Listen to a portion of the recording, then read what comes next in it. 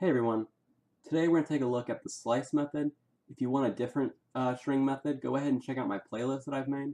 If I haven't already made a video about it, I'm in the process of doing that. So let's get right into it. So this method takes in two arguments. It takes in a start index and an end index, which is going to be optional. So let me show you how that works. So right now I'm going to go ahead and show you an example where we want everything up to like the 5th character.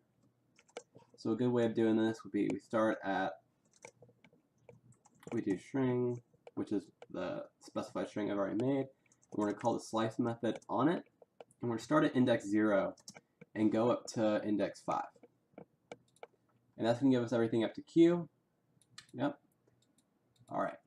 So the starting index right here specifies where you want to start. Now in JavaScript, strings are basically arrays and how they operate. So you've got the C here, which is at index 0, because we start counting at 0, if that makes sense.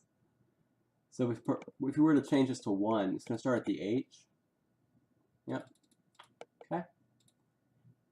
Alright, now I did say that second argument is optional, and basically what it's going to do if you don't specify is it's just going to go to the end of the string.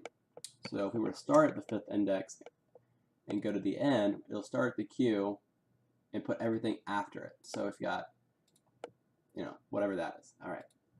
So one more thing you can do with the string method, or with the slice method, is start at a negative number. So if we put -3 here, it's just going to give us dog, because it's starting at the end of the string and counts backwards. So you got G-O-D. So -1, -2, -3, and it's going to print everything up to that point, which is -3. Alright.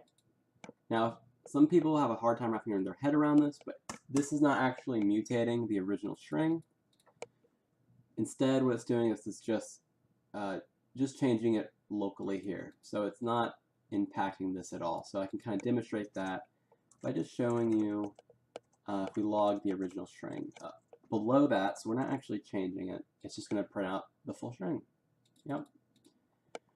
Alright, thank you so much for watching. If you want to know more about string methods, I've got a whole playlist that you can check out. Anyway, if you like the video, go ahead and like it. Alright guys, I'll see you later.